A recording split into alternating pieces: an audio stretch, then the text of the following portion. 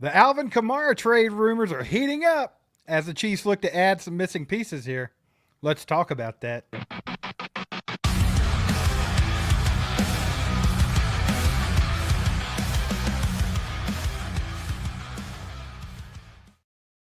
Chiefs Kingdom, ACU crew, how are we doing, ladies and gentlemen? What is up, chat? This is the place to be, baby. All chiefed up. Mike's listening to music on his phone, and we're going to talk about some trade rumors today. Just went crazy. What you listening to over there? It was just, I don't even know what it Creedence was. Clearwater Revival? My phone, I don't know. Who knows? But yeah, man, I'm good. I'm good. It's a Thursday. You know, if it feels weird. Like when you play on a Monday night, it feels like the week goes by really fast. Yeah, you think it's a different day. Yeah, especially when we're playing again Sunday night, so we get another prime time. But I guess it would have felt a lot faster if we'd have had to turn around and play tonight. Yeah, true. Which I think, who's playing tonight? You don't do a Monday, Thursday, so I mean, that's the okay. Eagles It's the and Eagles. the Giants. I don't even know who they're playing, brother. I don't care. It's the Eagles and the Giants, and I'm sure there's been 47 tush pushes. It's like not that's the so Chiefs. Amazing. It's not the Chiefs. That's all I got to say. Appreciate you guys rolling in, by the way. Hit that like button. Get more people in here. We would appreciate that. This is the Chiefs channel to be at, baby. We represent worldwide Chiefs fans. Y'all in the chat. Let us know where you're watching from.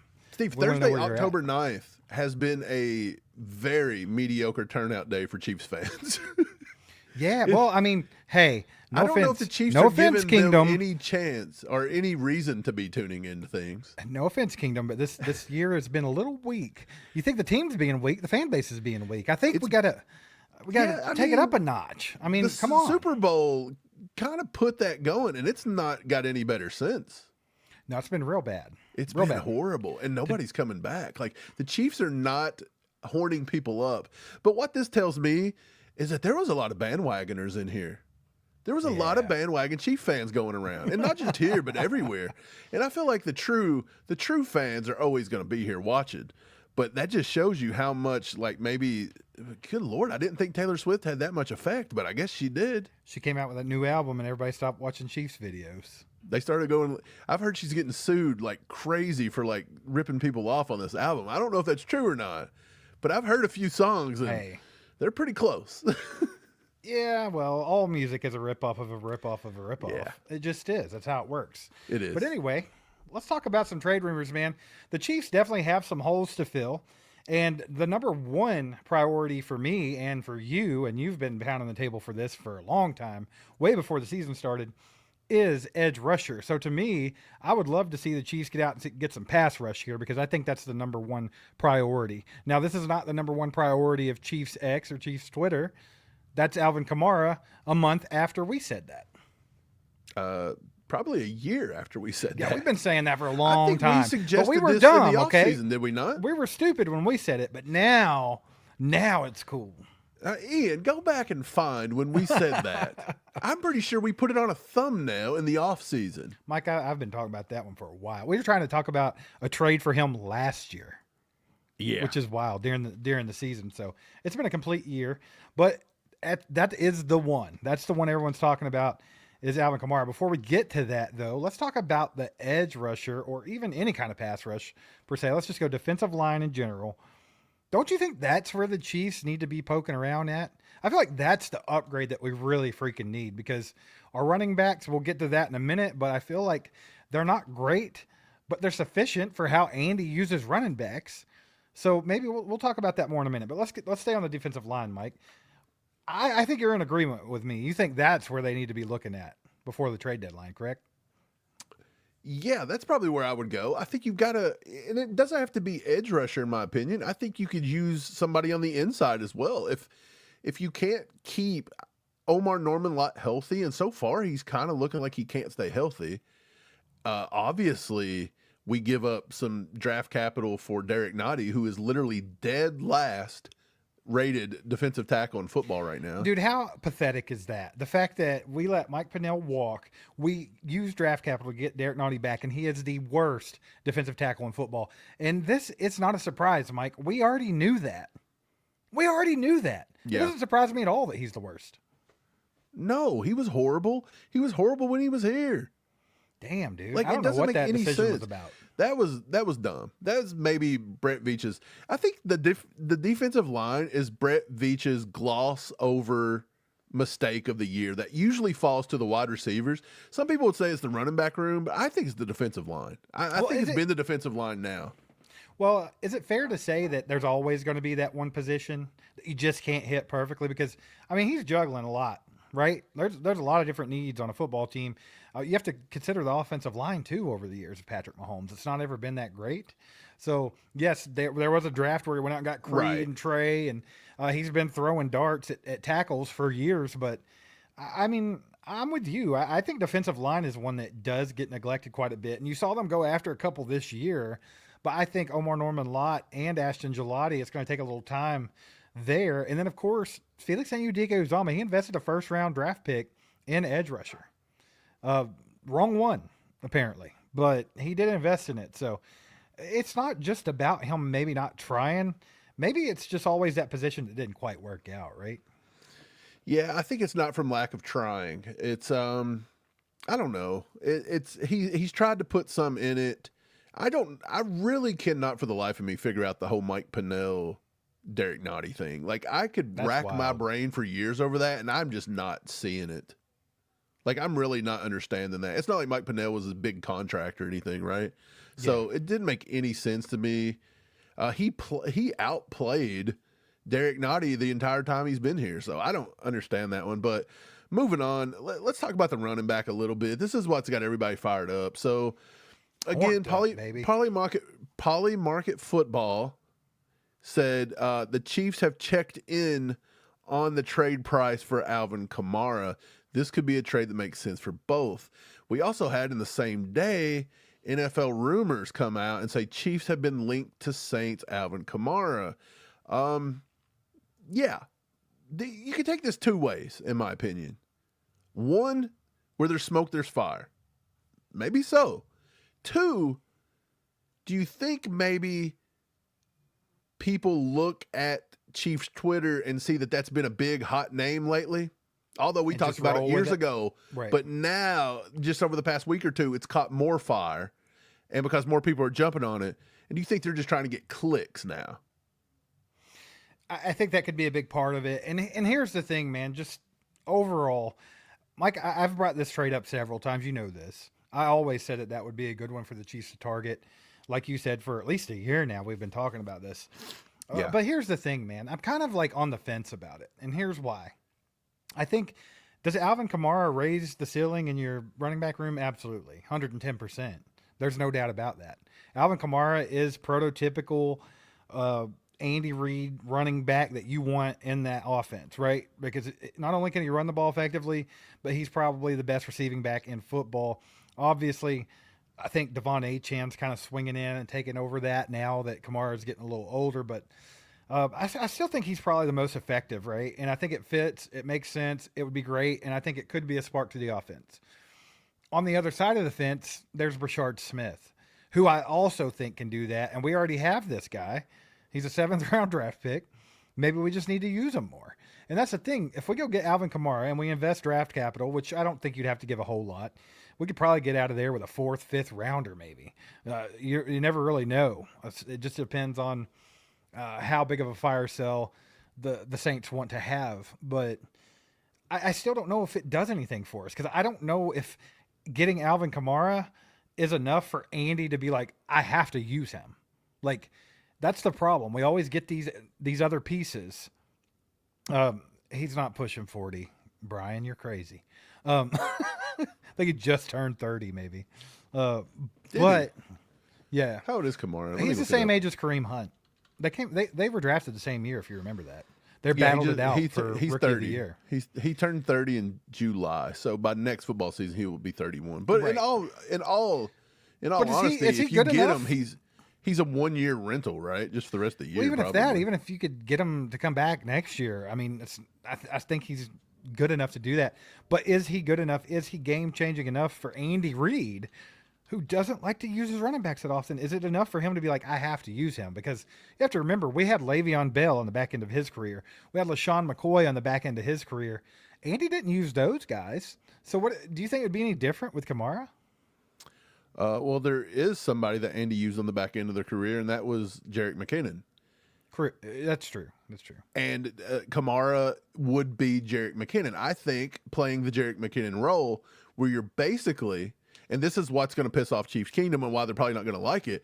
I don't think Kamara would get the bulk of the carries. I think he would be used out of the backfield to catch the ball.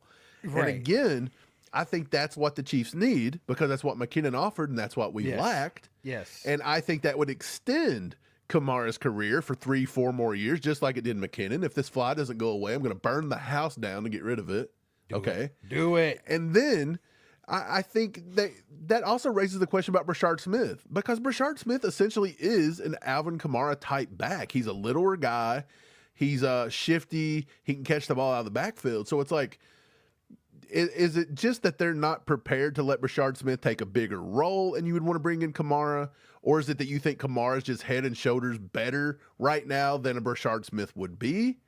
Again, he's going to have to come in and learn the offense. So is he that much better than where Brashard Smith is right now? I don't know. I feel like they're giving Brashard Smith even more opportunities as we go along. So I feel like maybe the Kamara thing could be blowing smoke a little bit. I feel like at the end of the day, he probably goes somewhere like the frickin' Chargers. Right, but I don't think it would be crazy. If I woke up and saw that one morning, it wouldn't blow my mind. Because I absolutely think that's somebody that Brett Veach has had in mind. And here's the thing, man. You kind of mentioned, is he head and shoulders better than Brashard Smith at this point in their career? 110%. Now, I'm not saying that Brashard Smith don't have that potential, that he couldn't be really good. I'm not saying that. Don't get me wrong. I'm not dogging Brashard Smith at all. But Alvin Kamara has been a different beast his career. I mean, you have to think. People are calling him old, saying he has the back end of his career. At 29 last year, this dude put up 900 yards rushing, 700 yards receiving, and 8, 9, 10 touchdowns. Yeah, I agree. Look, we don't even have 200 people in here tonight. I don't know what the hell everybody's doing. There is no way the Giants versus the Eagles, watching grown men touch each other's butts over and over again with the Eagles, is more entertaining than watching us talk about the frickin' Chiefs getting over the hump here and getting to the playoffs. There's just no frickin' way. And if you're a Chiefs fan watching that crap rather than Chiefs stuff, then there's no hope for you. There's no hope with dope, says Jesse Spano or Zach Morris or whoever said it back in the day. But listen to me.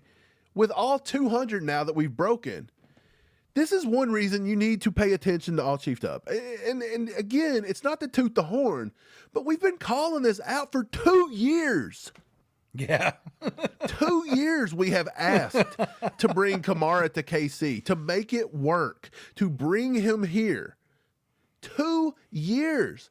And 6.8 thousand people on this planet give a shit enough to watch it. But now it's cool today. Now it's cool, and everybody else is taking credit for the idea. 2 years ago. But, dude, I done pissed off everybody. There's 15 people left. I'm sorry. You're not allowed to be you're not allowed to take credit, you know. You just always got to admit that you're wrong and everybody else is right. Chief is right. We need a toot horn emoji. I mean, it's not even about that. The point is that, look, on a wild tangent, we're dumb. You're a podcast. You know what you're talking about. You live in Kentucky. You broadcast from a basement. You're not $1 million corporation like I don't know, a network like KC Sports Network or what's the other ones? Chat Sports. You know, you're not $1 billion company. What do you know? Oh, I knew enough to know that 2 years ago we were trying to ask for the Kamara thing, right? And it's like, come on, bro. It's sometimes, do you just feel like you're screaming into the void and nobody listens sometimes? Oh, absolutely. That's all this is. This is why YouTube and Chiefs content and being a talking head is furious. It's infuriating half the time because no matter what you come up with, I'm screaming at nobody. 2 years later, somebody comes along and says it, and it's the word of God. Yeah, it happens. Hey, but if you are here tonight, you guys are freaking awesome, and you can help us out by hitting the like button, get it out to more people. More than likely, it's one of two things. Either Chiefs fans are asleep at the wheel this year, or YouTube is being YouTube. They're fiddling their diddle. I'm not blaming YouTube. I'm blaming Chiefs fans from now on. Are they a bunch of peanut goblins? Yeah, it sounds like it. Look, here's another thing that we need to watch out with Kamara today. And then we're going to talk about the Chiefs, and we're going to get off the hypothetical Kamara, the Kamara train. This come out today.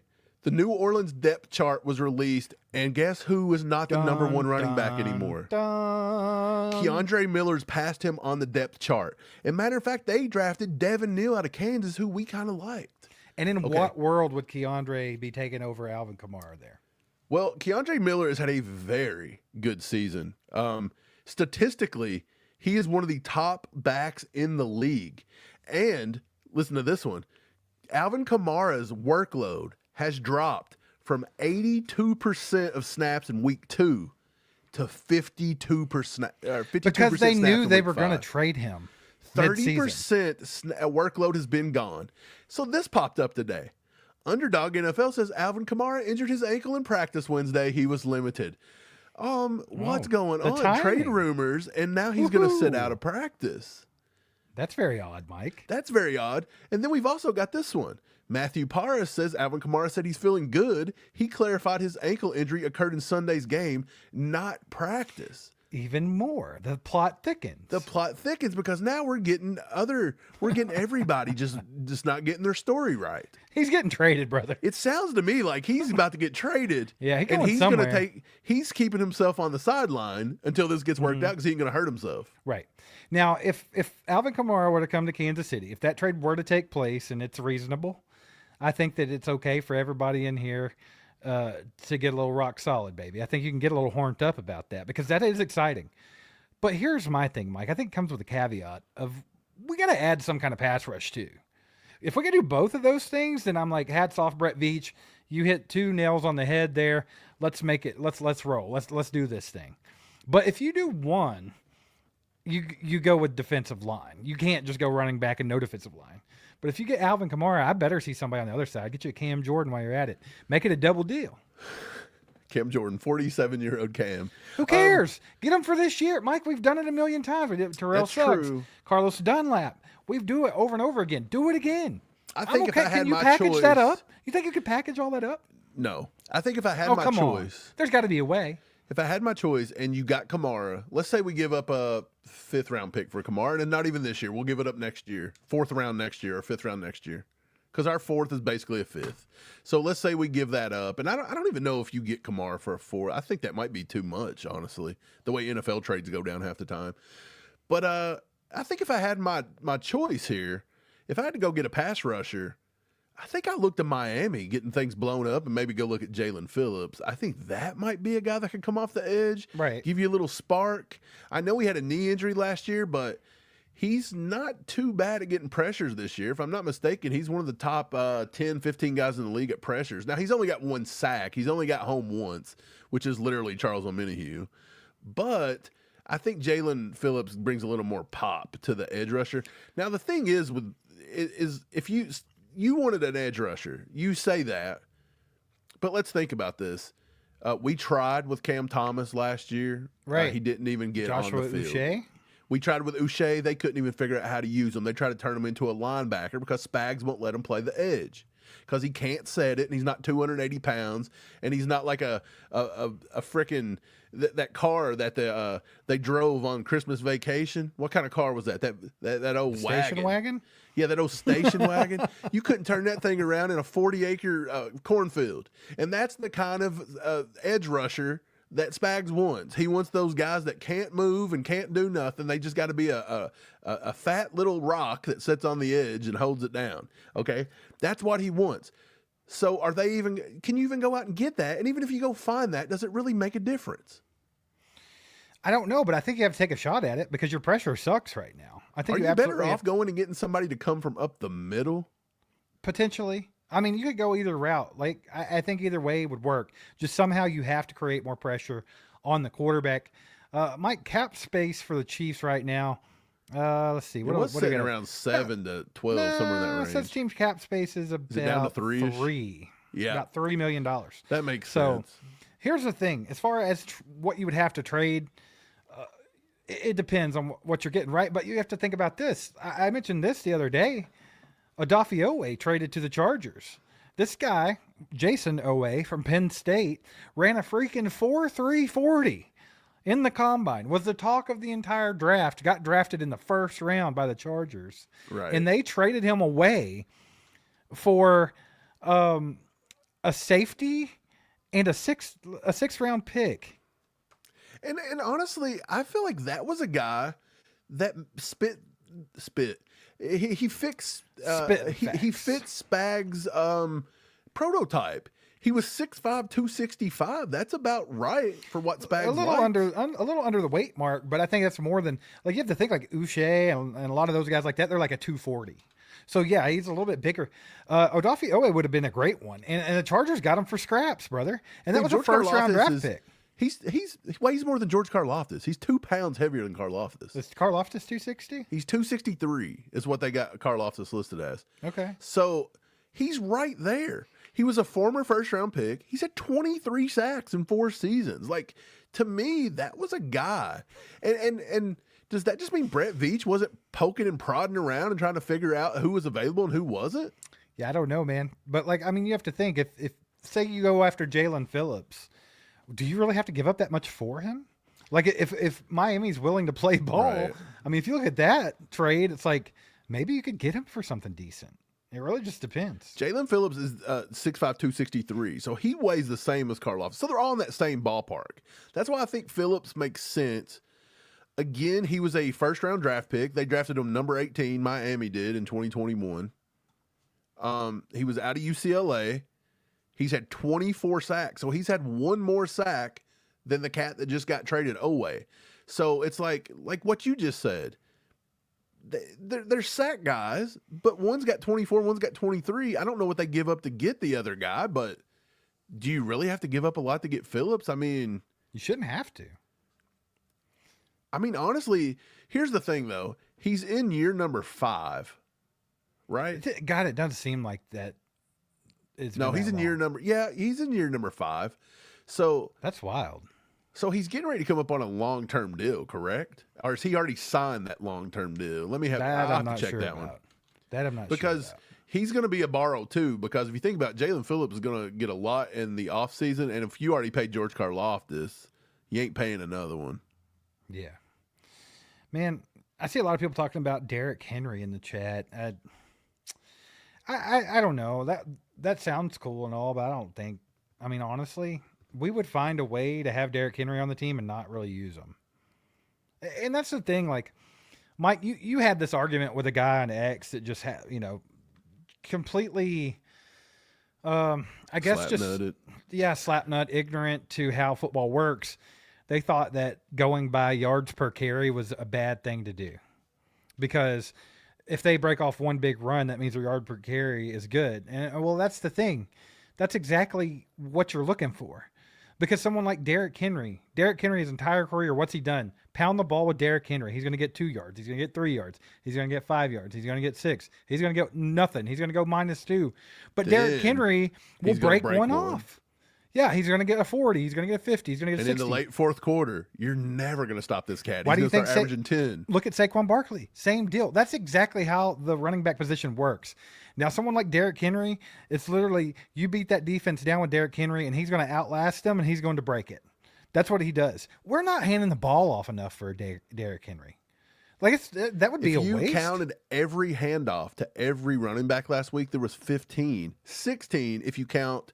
I think there was a Pacheco play where he chunked off 5 or 6 that got called back for holding. So we ran the ball 16 times. You better believe Derrick Henry, to be effective, is going to need the ball 20 to 25 times. Now, don't get me wrong. For 16 carries, there's a lot of times you could give him 16 straight carries, and he could get 150 yards. There's been times. But the thing is like almost any running back, how much can any running back be effective if you just give them no rhythm? They don't stay in the game. They don't do nothing. They're constantly running back by committee, 7 carries. How many you could have you could have your backfield be Derrick Henry and Saquon Barkley, and if you give them 7 carries sporadically throughout the game, minus them getting lucky and chunking one off or some kind of a breakdown by the defense, they're all just going to kind of run into a wall over and over again. Yeah. That's the way I feel about it. Now, look, I know people's going to argue, well, no, that's not true. But, I mean, if you think about it, I don't know. I feel like people just play too many video games. Yeah, absolutely. I think so, too. Like, I guess football's changed a little bit. It's a passing first kind of thing. So I guess boxes and stuff have gotten lighter. And running backs now are averaging 5 and 6 yards a carry because they're running the ball 10 times a game, like Andy Reid, and they're catching defenses and pass things because they're passing the ball 45 times and running it 7. So, they surprise them on 7 carries. But it's like, man, we grew up watching, I guess we just grew up watching a different era of football with like the Eddie Georges and all of them, where like you knew that good running backs were getting 20 and 25 a game. And if you're giving Eddie George 7 carries a game, he's never going to be as effective, just like you just said with Derrick Henry, as if you're not giving him 20 to 25. But you're not getting that with Andy Reid. So the whole narrative that everybody's come out with for weeks now, Patrick Mahomes is the leading rusher of the Chiefs. Well, wonder why, Dillhole.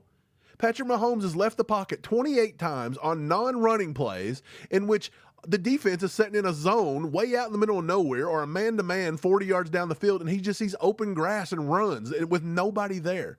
Right. But yet, Kareem Hunt and Pacheco has only had maybe 35 carries each per week or per season to this point. 35 carries to Mahomes' 28. So they've only had less than 10, and they're running in the boxes on design run plays. And, I mean, he's still barely outbeating them here. And it's like they're losing because it's our running back by committee style. If all those runs would have went to Pacheco or Hunt, one or the other, they're blowing right by Mahomes on yardage. There's no way it's not. So this is a fake narrative that's been pushed the same way the one come out last year about the left side couldn't run block. We do this every year. People fall for this stupid shit. Tell them, Mike. Tell them how you really feel. It just gets frustrating. I try to be positive, man. I've tried to be positive all week. I even posted on X and tried to piss people off. I'm very positive about the team right now. Yeah. Like, honestly. I was like, dude, I'm positive about the team. I think it's crazy to give up on this team at 2-3, and we're getting ready to get Rashee Rice back. We could be 2-4 after this week. But the fact you got Rashee Rice back and your division right now is just eating it across the board, they're not very good. Yeah. You shouldn't have a problem coming back and winning that division, man. Because everything we're doing can be coached out. They're just stupid mistakes. Yeah, for sure. Dude, I'm actually very optimistic about this team, honestly. Like, I know it's 2-3, but like if you go through anywhere on Chiefs internet, just pick a spot. It can be here on YouTube. You can go to X. You can go wherever you want. Everybody's freaking out, and everybody is going to extremes. Like, oh, well, Mahomes. We've heard Mahomes needed to retire. Yeah, somebody's actually said that. There's a whole Fire Andy group. There's a Fire Spags group. It's absolutely insane. Do you realize something? This is wild, dude. This will just to put this into perspective. This team has been to 3 and won 2 of the last 3 Super Bowls. So the last 3 years, they've been in the Super Bowl every freaking year, and they won 2 of those. And they start the season 2-3, and everybody's ready to fire the entire team. Do you realize how freaking stupid that makes us sound as a fan base? Like, how ridiculous is that? Like, you literally just went to 3 straight Super Bowls with this coaching staff. And I don't think I lied. I think it's because when you get on X, 50% of the accounts you run across are a bunch of 16-year-old kids with the EGEs and the tags and calling everybody old heads. Just because, you know what I mean? It's just all these like young generation that never followed the Chiefs until Patrick Mahomes got here. Right. They have no idea what we've been through. Well, and then, I mean, when you watch people every day that weren't Chiefs fans until Patrick Mahomes got here, then I mean, you fit right in. Right. And then if you think about that, the other 70% of people that I run into on X are 70% of the 50% that I just said. So literally probably like 40% of what I just said is just about straight up like just bandwagoner, like they're not even here for football. Dude, it's just insane. It's insane. But back on the topic that we're talking about, though, if you guys are just rolling in, appreciate you. We'll be here a little bit longer, so if you have anything to say, get it in the chat. Also, hit the like button, help get this out to more people. I want to make sure all the buttons are working on your all's YouTube page. That'd be awesome. Hit that like button. Okay, so we need this. We need that. All right. We're saying, what do we need and how do we get it? Trade deadline's coming up November 4th. What are the chances that Brett Veach continues the trend of making a midseason move to try to improve the roster? Do you think it's high, Or do you think they kind of just roll with what we got? We only got $3 million in cap space.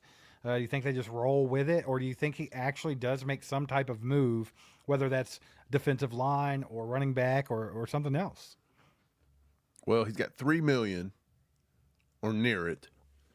So he hasn't got a lot of room to work with. Let's just be honest. Right. But I've seen Veach do more with less, it feels like.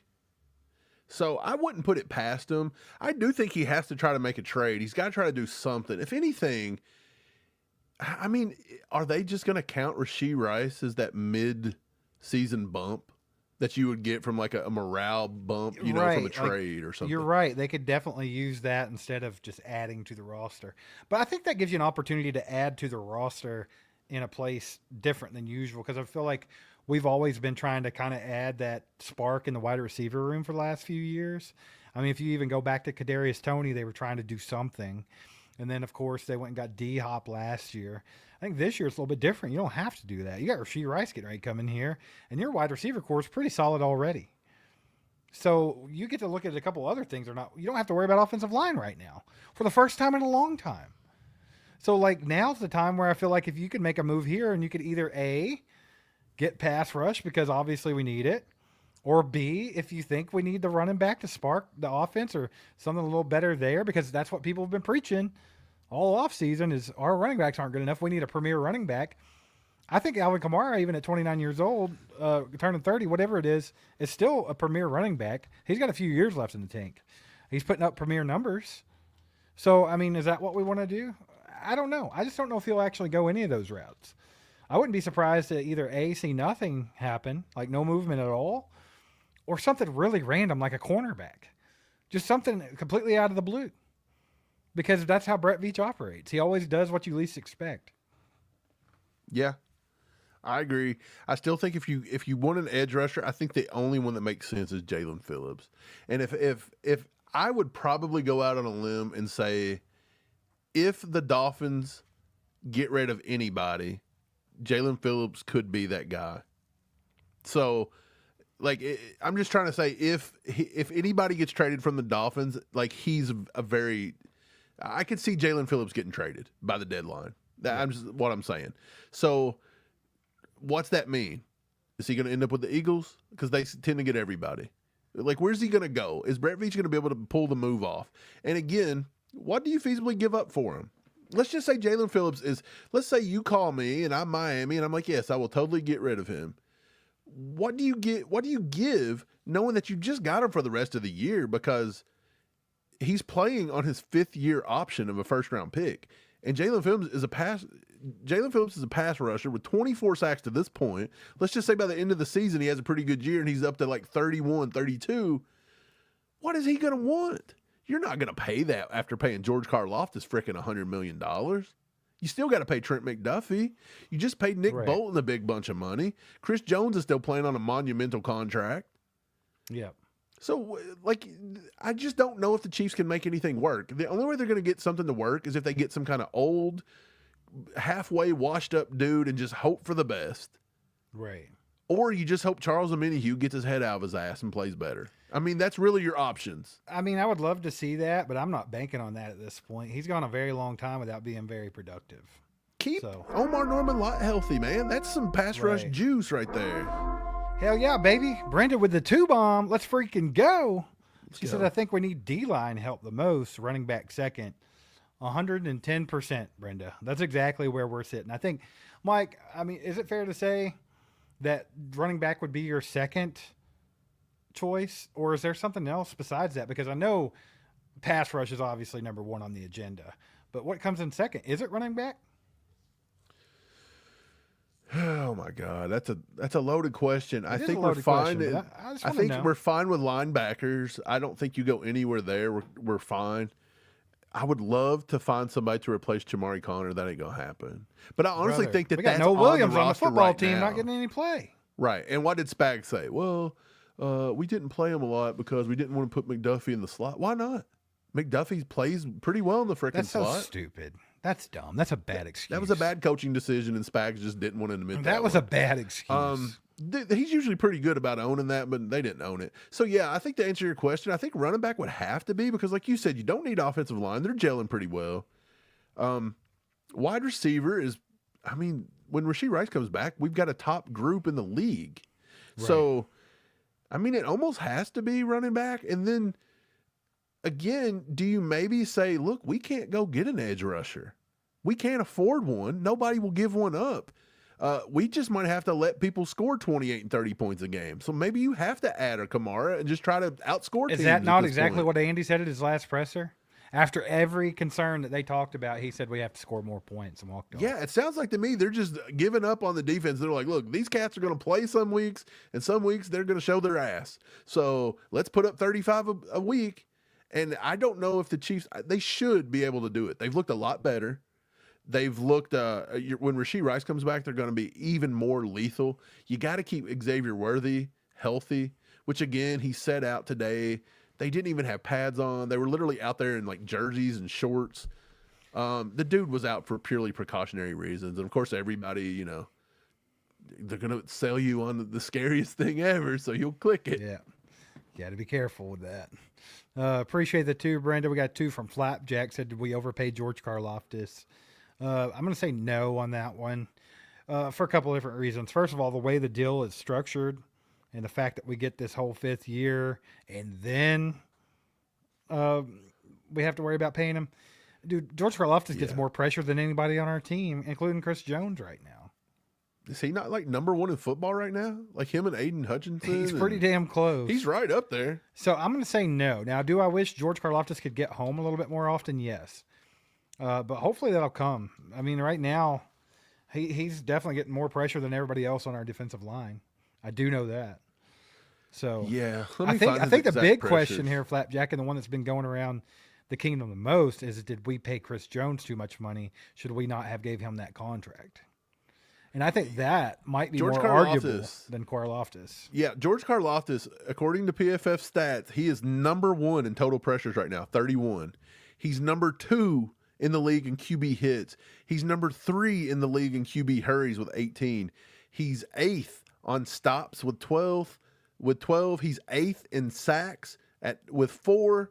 He's 8th in the league in assist. He's 8th in the league in total tackles. Let me see. He is also green across the board. He's got a 70 run defense grade, which is the 29th rated out of all 169 edges. He's got a pass rush grade of a 76, which ranks him number 22 out of everybody through 5 games. And his overall grade is a 78, which is 18 points above average. And that ranks him number 25. So right now across the board, he's being ranked as like the 20th, the 25th best edge rusher. And honestly, he's not paid top tier. He's not paid like a top 10 guy. He's not paid like a top 15 guy, to be honest. And Steve, what have I always said? He's not an elite top 15 edge rusher. He is a second. He's like the highest, best kind of guy you can get to be a edge rusher to complement a number 1 edge rusher. And rightfully so. He's ranking right at the end of the 20s, which is where that should be. So again, toot toot. Rootin' tootin'. Tootin' root toot. I need a toot toot button. Toot toot. We're going to have to put one on here. That way I can just hit it every time you're tooting it. Just toot it. I don't even care. That's great. I'm going to get to the chat just a little bit. I saw somebody say we definitely need to get, here it is, Malachi. We need a running back so teams will be afraid to commit to the pass so often. I mean, that's definitely part of it. I don't know if the running back changes that, but Andy's got to commit to the run more to make it to where we're not one-dimensional, because sometimes that happens, i.e. the Super Bowl. And then it's just too easy to defend. What else did I see I wanted to get to? Jazzy D said trade. Let's get a new handy Andy playbook loaded up with some running plays. That kind of goes into what I was saying. I don't know. I would hope. I guess the hope I would have if they were to go get Alvin Kamara is that it does open the playbook a little bit and some different things can happen.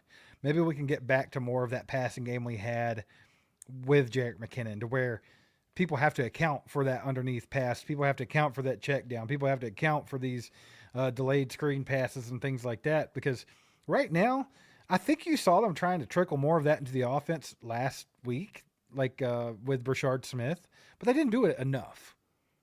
But I definitely think that that's an element they're trying to get back into the game. You get Alvin Kamara on this team, and then you almost have to. Like, it'd be stupid not to use him. Never say never with Andy, because we had a freaking first ballot Hall of Fame, Pro Bowl, All Pro in D-Hop, and we didn't even throw him the damn football. So, I mean, I don't know, dude. It could kind of go either way. We got a 2-bomb from Virgil here. He says, I'm slightly worried about the defense overall.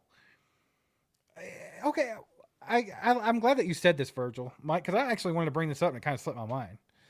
But did you know, like, after week 1, the narrative was the defense was trash. After week 2 and week 3, everybody was like, okay, the defense is solid. The defense is good. Mm-hmm. That was the narrative after week 3, was our defense is legit. We just got to get this offense going. And now it's flipped back to the defense is terrible. So do you think the defense is actually bad, or do you think people are just kind of jumping the gun every week? I think it just all relies on matchups, what teams we match up well against and what teams we don't, and how good Spag's game plan is and how well they execute it. I think that's exactly what it is. I think that we showed in weeks 2 and 3 that our defense is capable of playing top tier defense. I think last week and the week, just whenever, week 1, they're capable of showing their ass too. So which one is it? And I think a lot of the times, if you think about week 1 and you think about last week versus Jacksonville, where did we struggle the most?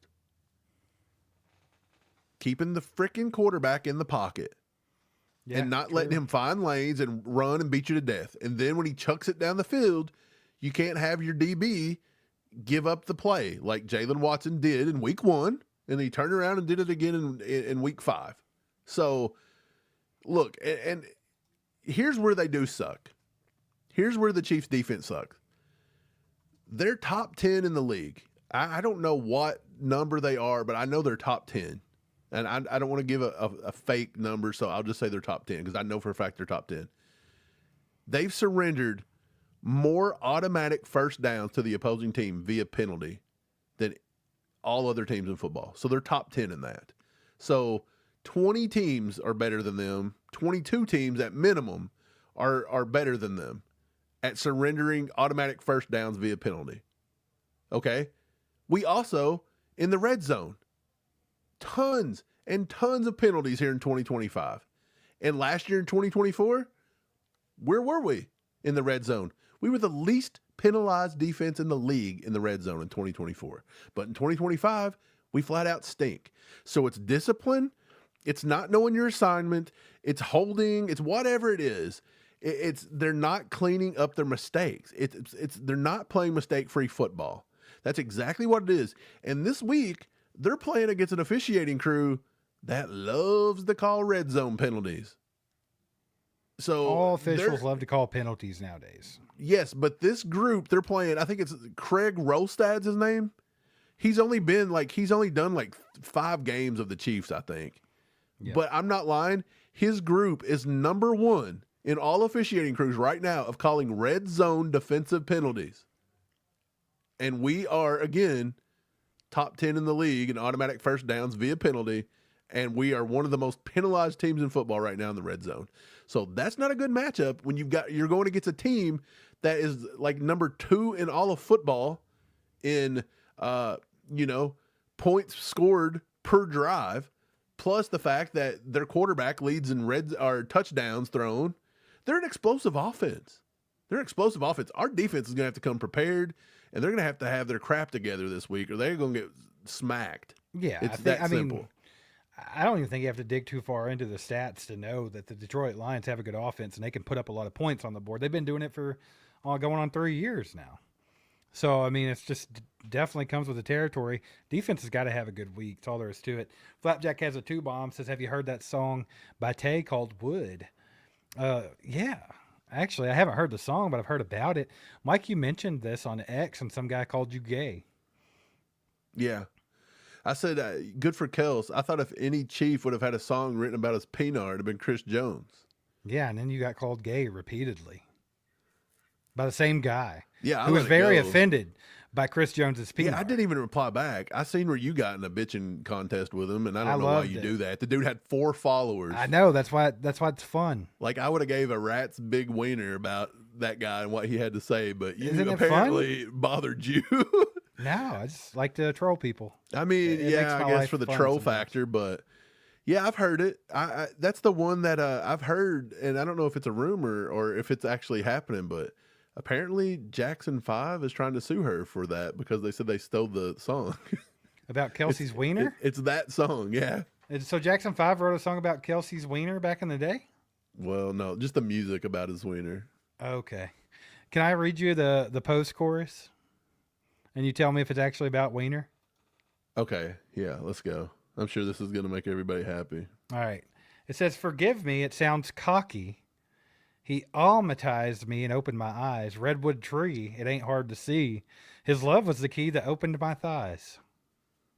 What about that? I don't think it's about his wiener, now that I hear it. No, what's it about then? I don't know, man. I like Taylor Swift as much as the next guy, but that song's a little vulgar. I kind of like Taylor Swift when she was kind of still doing a little country and kind of going into pop a little bit. Like these last few Taylor albums feel like she's kind of like just like this hipster trying to go write this poetry in New York somewhere and like trying to be like edgy and cool. It's weird to me. I can't get into it. I can't sing a song about Travis Kelce's dong. Flapjack said sorry, y'all. And jam out to it. Hey, look, man, I love Travis Kelce, but I have a hard time believing it's a redwood. Me too. Come on. Yeah, I don't think so. Redwood was easy. Look, Redwood was much easier to fit into the song to make him feel better. If she would have come out and said he had that little needle on him, and nobody would have listened. If she'd have said, "I like to sew," he got that needle. Got that needle on him. Got that needle on him, bro. Like I don't know, but I think Kelsey probably got that needle, and she's hyping up that Redwood. Look, man, there's 2 things I know for sure right now at 10:48 p.m. Eastern Time on October 9th of 2025. Travis Kelce's wiener was written about in a Taylor Swift song, 100%, and the Eagles suck. They're overrated, brother. Jalen Hurts is a running back, and they win? That team is, I don't know. I know Jackson Dart got hurt. Dart got hurt, and Russ had to go in, so. Oh, good night. Imagine that, because this is the year where everything goes right for the Eagles, right? Ever since the Super Bowl, it's like everything's got to fall into place. So, yeah, very Do you like Jackson Dart? Yeah, he's all right. I kind of like Jackson Dart. He's all right. He's kind of like a gunslinger, just kind of like a FU kind of guy. He's just going to go out there and play football. Yeah, I ain't saying he's good. I'm just saying it's fun. I definitely thought it was like... Is he kind of like a Minshew kind of guy when he would come in the league? Yeah, well, I thought there was a lot of controversy with why'd they take Jackson Dart? They could have took Shadur Sanders, blah, blah, blah. I would take Jackson Dart over Shadur Sanders. Really? 4 times out of 4, probably, yeah. Yeah, Shadur's overrated. If you want to talk about overrated, Shadur Sanders is the Philadelphia Eagles of quarterbacks. I still think the Titans messed up a golden opportunity. To double up there? To have just took the best player at Travis Hunter, just take him at number 1, and you could have got Shadur in like round 4 and teamed it up rather than getting Cam Ward. And I'm not saying Cam Ward stinks. I'm just saying that team needed way more than Cam Ward. Like, he's not the guy that you can just put it on your back and he's going to go win it. TGZ said currently 27-17 Giants, and the Giants have the ball in the red zone. Well, let's go. Is Russ finally playing football? I don't know if it's Russ still. Wait, they said Jackson Dart's cooking the Eagles. Did Dart come back in? It's push it. This is the most 34-17. They just scored. Good. Kick that ass. Yeah, it's pretty bad when you got to vicariously live through the Giants to beat the Eagles. We beat the Giants, and the Giants are beating the Eagles, which means even though we lost to the Eagles, we kind of beat the Eagles too. Why did we go out and play like that versus the Eagles? I don't know. Dude, how did you get blown out in the Super Bowl and then you get them at your home stadium the first game of the year? Should have smacked them. Your first home game, rather. Should've and smacked 'em. you let it play so close. A team that just downright sucks. Look, I will say this about this. They're Chiefs overrated. Team. I will say this about this Chiefs team. Let's keep this in mind. All of their losses this year have come. Here's a couple things to be positive about. All of their losses combined for less than 12 points. Okay, so that's how close every game was. Keep in mind who they've played so far, too, because Jacksonville, good record. Baltimore's not a pushover. Yes, their defense was bad, but their offense was number 3 in the league at the time, and we shut them down. You had to play the Eagles, the reigning Super Bowl champions. You had to play a division rival, first game of the year, in a different country. And Well, they still had one tackle healthy. Right. And here's the thing, though. I'm just saying, like, everybody's really down on this Chiefs team and freaking out, but it's like they've lost 3 games for a total of less than 12 points. Like, that's how close every one of these games have been. It's been 1 or 2 stupid plays away from being completely opposite. Like, this Chiefs team could be continuation of last year. This Chiefs team could be completely undefeated right now. They could be completely undefeated very easily with just like 3 plays go different, So I think for people to overreact and say everybody needs to retire and get fired and the Chiefs are terrible, the year's over, the Chiefs are cooked, I don't think they're realizing how much better the Chiefs are getting every week on offense, because that's the main thing. The defense will be okay. And here's why I say that. I know they're young and I know there's some problems there, but every year up until last season, a Steve Spagnolo defense took till about week 8 or 9 to start cooking. Okay? It's a slow burner with him. That's a very intricate defense to learn.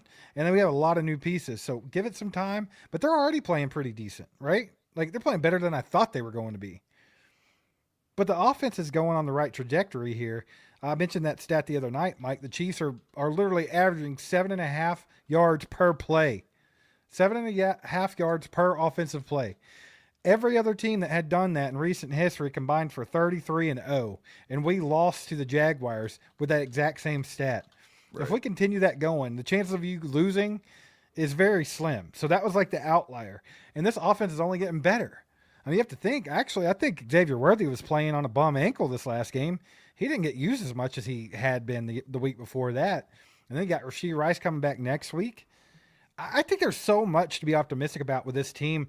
I think some things could start clicking here and there, and all of a sudden this offense could be a real pain in the ass for teams, dude. Like, because we have so much speed. And if Patrick Mahomes is getting the protection, which he seems to be doing this year, Josh Simmons is killing it. We don't have to worry about that left tackle position. All the rest of the guys are doing a fairly decent job. Juwan Taylor's gone 2 games in a row now without a penalty that's his fault, which is crazy. Like, we are on the way. And then if they were to come out here and make a trade for Alvin Kamara, we should be putting up 30 points a game easy. So, I mean, I think people need to chill a little bit. Get a little horned up, ladies and gentlemen. If you're a Chiefs fan, let that boner shine big and bright. Okay, because I think that good things are coming. I think the Chiefs are coming. I think they're coming fast. I think they're coming hard. And I think they're going to kick some ass, Mike. I do. I'm just not even going to say it. Do you think our safeties are playing well enough? Yeah, honestly. Like, because that was a honestly point like early in the year, right? People was like, look at the safety. I will say this. Brian Cook, he's not maybe stepped up to where you want him to be. He's not freaking Justin Reed, but I will give him props. He has stepped up somewhat.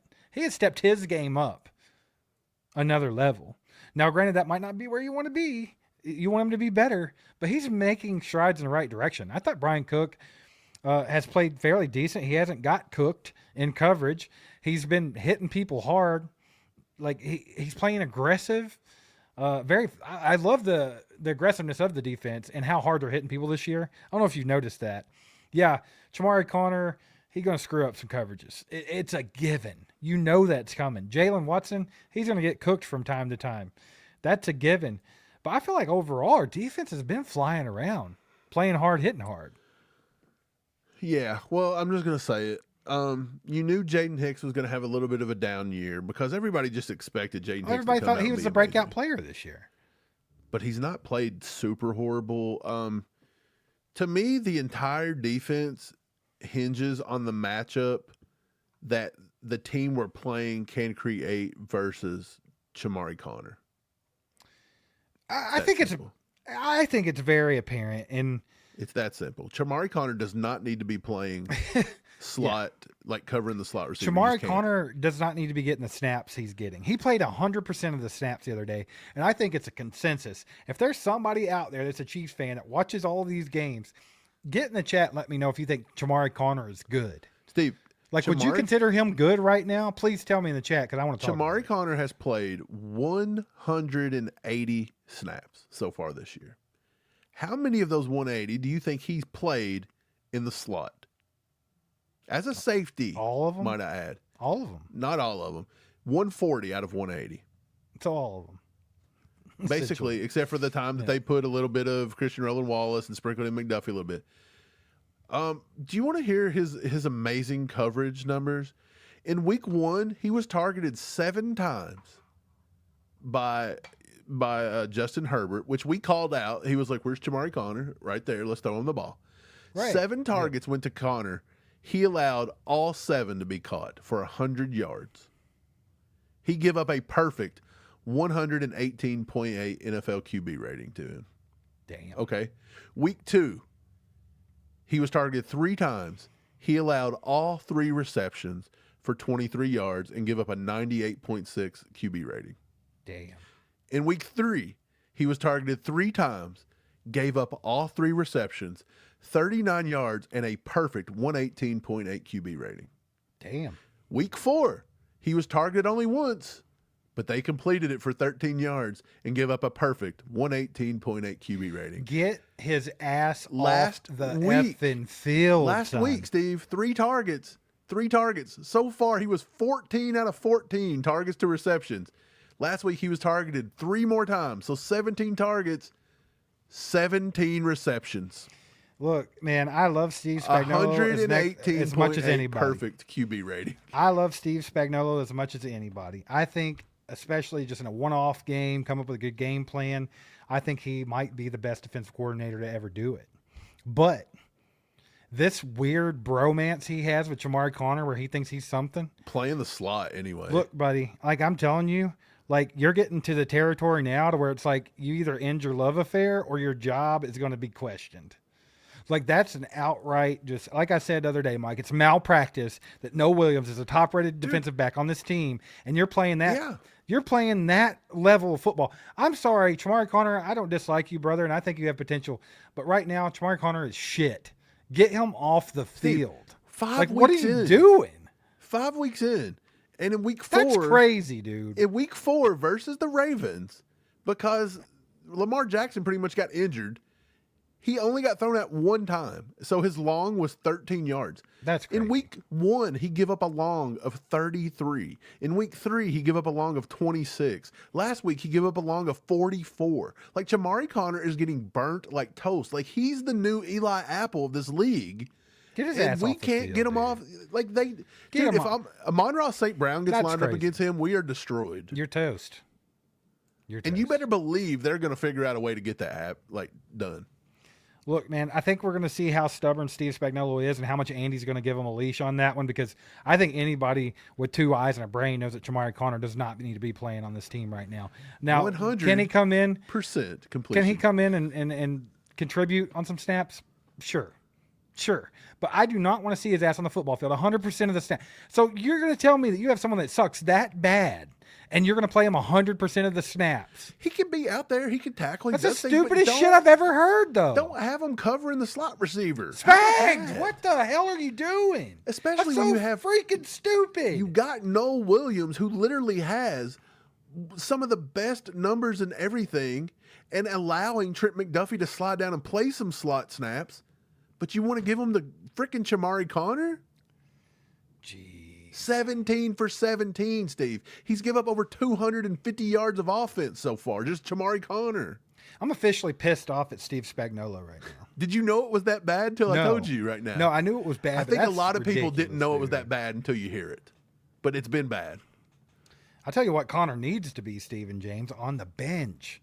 Noah Williams has got to get some more snaps. Maybe Christian Fulton being back. Maybe we can get a little bit. I don't know. What do we got? I don't care what we have to do. I think at this point, if that's that big of a liability, if a team knows, hey, that cornerback right there has let up every pass thrown his way this year. Yeah. I would rather Trent McDuffie have to play slot and let's just put other guys on the outside than to have Chamari Connor on the football field. Yes, I would rather McDuffie shut down the slot. I don't care if you have to 100% put him in the slot. I would rather get Chamari Connor's ass off the field. Yes, I would rather have Jalen Watson on one side and Noel Williams on the other than to have McDuffie and Watson and Chamari Connor playing the slot. Mike Spags is making me feel like I'm taking crazy pills right now. How stupid is that? Steve, are you now going to go on the Fire Spags bandwagon that you raged about earlier? No, I'm not, because I just said I think Spags is maybe one of the best to ever do it, especially if you just got this game. Like, how many Super Bowls has Spags just been flawless in? Last year, even this last game that we got our asses kicked, it wasn't even on Spags. Andy Reid got us killed because the offense couldn't stay on the football field. Defense actually did okay until Patrick Mahomes handed them 14 points. Like, so, I mean, Spags knows what he's doing, but this weird little shit he has going on with Chamari Connor's got to stop, dude. And I mean stop quick, because that's pathetic. That's disgusting. Makes me want to puke. I think we need to start a Chamari Connor, like, let's start rumors saying, like, he didn't like his wife's cooking, something. I don't have anything against Chamari Connor. I don't have anything against Chamari Connor. I don't. Either. I think he's a good football player in certain situations, but it's obviously not covering the slot receiver. No, get his ass off the field. Hell, push him back to safety. I think he'd be better at that. I've been begging for that. Can I point one thing out to you? Yeah. So Jalen Watson's been catching a lot of heat for not smacking that ball down that Brian Thomas Jr. caught on that last drive. Yeah, the one he pushed off on. But the one that Jalen Watson still should have maybe got a hand on that ball if he turns his head and pays any attention. Mm-hmm. But do you know why 100% why that catch was made? No. Chamari Connor was late getting there. Well, go watch it. I'm done. Chamari Connor also give up the PI in the end zone. I'm done with it. At week 6, he face guarded the guy in the end zone and got the PI in the end zone. We're at week 6. We're at week 6 in the 2025 season of the NFL. I am completely 100% over Chamari Connor. So listen to this. Chamari Connor. It's got to stop. 17 for 17. 100% reception completion against him. What the hell are you doing? For 230 some odd yards, somewhere around 250. He's given up basically a perfect 118.8 QBR when it's thrown his way. And we're not even counting the fact that he allowed that catch last week because he was late.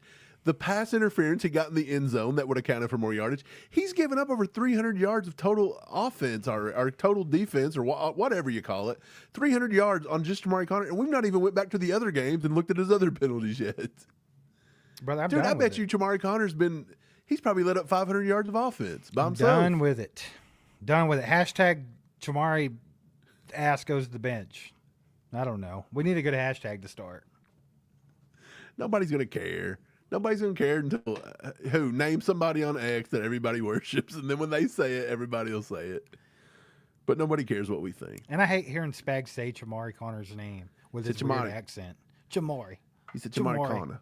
He's so good. He's such a good football player.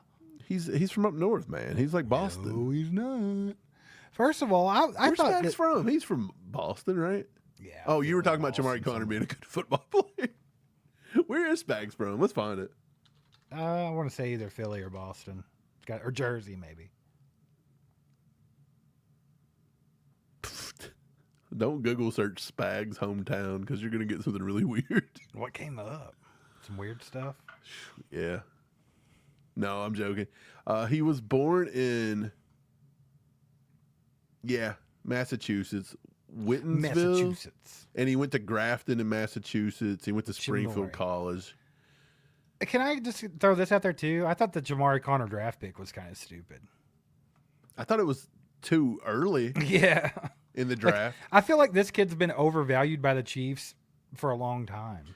Yeah. Probably from the beginning. When they got him, he was supposed to be L'Jarius Sneed, the same way McCole Hardman and everybody was supposed to be Tyreek Hill. You know what I'm saying? Like, I don't know why they keep trying this and it just doesn't work. Mike, I can't no more. I don't want to talk about it no more. Guys, we appreciate y'all being here tonight. Thanks so much for the 4 of you guys that donated. You guys are freaking awesome. Thanks for helping the channel. If you haven't subscribed to the channel yet, go do that. We're only like 25 away from 50,000 subscribers. I thought we were going to have it by this live stream tonight, but Me too, but everybody's sucking ass lately. yeah, everybody's just sleeping. Everybody's just in some kind of weird nightmare right now. They can't wake up from. It's time to wake up, Chiefs Kingdom, because I swear I think it's starting to get good. It's starting to get good. It's going to get interesting.